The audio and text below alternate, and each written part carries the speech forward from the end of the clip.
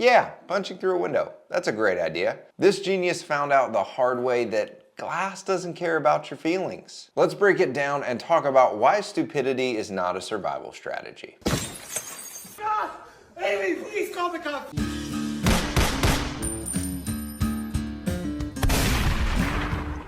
What is up, guys? Will Workman here with Self-Defense Encounters, here to give you a real-world example of how to protect yourself. If you haven't yet, don't forget to like and subscribe down below so that we can get this content past the algorithm. This one's pretty heavy, guys. Now, I've blurred out a lot of this, but you're still gonna be able to see what happens. I don't have much context out of this one, guys. I don't know if this is like a wife that's locked the husband out of the house, or if this is a couple that's going through a divorce, or I don't know. But just judging by what happens in this video and how the person who's filming, he calls her Amy, is responding to what he's saying, I'm gonna assume that they know each other and that there's some really hard feelings there.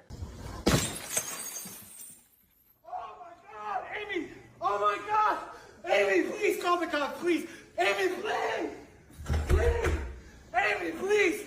Please, no, call the cops! Amy, please! Please, Amy, please! I'm begging you, call the cops, please! Amy, please! Bro, why are you doing this? Please! Amy, please!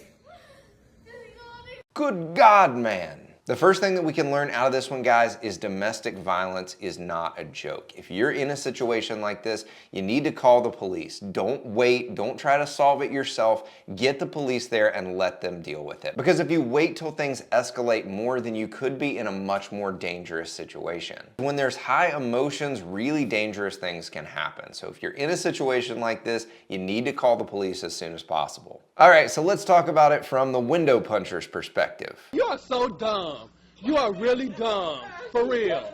Guys, if you're gonna be dumb, you gotta be tough. This guy learns in a very real way that actions have consequences and stupid hurts. I don't really know what he expected to happen. When you punch through glass, there's a good chance that you're gonna get cut. I feel like that should be a phrase that people use. So this guy punches through the window, and judging by that bright red blood that we see on the glass and the way he's holding his arm, just the sheer amount of liquid coming out of this guy's arm, not sure what all I can say on YouTube. Covered with blood, just absolutely blood all over the place. This definitely looks like an arterial bleed to me, and guys, this is really serious. He could be dead in just a couple of minutes if he doesn't get that bleeding under control. Bandages are not gonna do it. Wrapping a towel around it is not gonna do it. He needs a tourniquet, and he needs it fast. You guys can see he goes from really angry to really scared in about 2 seconds because he realizes quickly how bad this is and how dangerous it could be. Oh my God! Amy, please call the cops, please! Amy, please!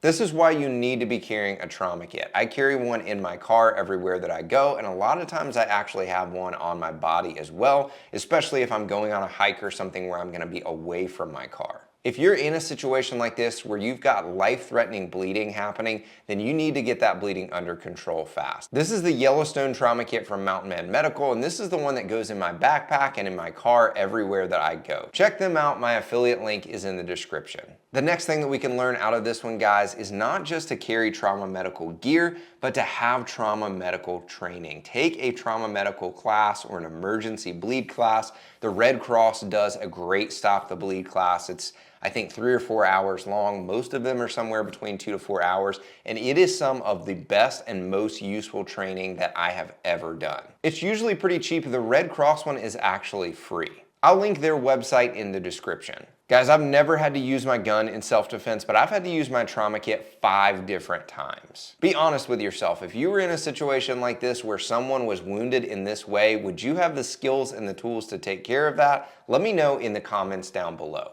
If you gained value from this, then don't forget to like and subscribe down below, and we'll see you next time.